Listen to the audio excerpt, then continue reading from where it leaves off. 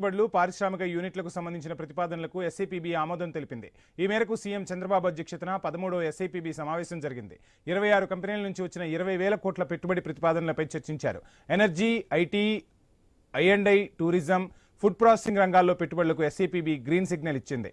అలాగే తాజా పెట్టుబడుల సదస్సులో కుదిరిన ఎంఓయూలకు ఆమోదముద్ర వేసింది.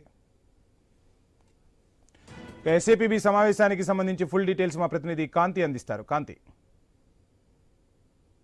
చంద్రబాబు నాయుడు అధ్యక్షతన ఎస్ఐపిబి సమావేశం జరిగింది. ఈ సమావేశంలో ఏపీలో పెట్టుబడులకు సంబంధించి అలాగే ఈ రోజు ఎస్ఐపిబి సమావేశంలో 20,000 కోట్ల రూపాయల పెట్టుబడులకు ఆమోదం జరిగింది. అయితే ఇటీవల జరిగినటువంటి పార్ట్నర్షిప్ సమ్మిట్ లో ఏవైతే 50% ప్రాసెస్ ఏదైతే స్టార్ట్ చేశారో దానికి సంబంధించి ఈ సమావేశంలో కొన్ని కీలకమైనటువంటి నిర్ణయాలు తీసుకున్నారు. అలాగే రాష్ట్రంలో పెట్టుబడులు పారిశ్రామిక యూనిట్లకు సంబంధించి వివిధ ప్రతిపాదనలకు కూడా ఎస్ఐపిబి ఆమోదం తెలిపింది. దాదాపు 26 కంపెనీలకు చెందిన 20,000 కోట్ల మేర పెట్టుబడులకు ప్రతిపాదనలు ఆమోదం తెలిపింది. ఎనర్జీ, ఐటీ, ఐ&ఐ అలాగే టూరిజం, ఫుడ్ ప్రాసెసింగ్ వంటి రంగాల్లో పెట్టుబడులకు ఆమోదం తెలిపింది. ఇటీవల పెట్టుబడుల సదస్సులో కుదుర్చుకున్నటువంటి ఒప్పందాలు ఏవైతే ఉన్నాయో వాటిలన్నిటికీ కూడా ఎస్ఐపిబి ఆమోద ముద్ర వేసింది. అయితే ఈ సమావేశంలో మంత్రులు నారా లోకేష్, టీజీ భరత్, నారాయణ, కందుల దుర్గేష్,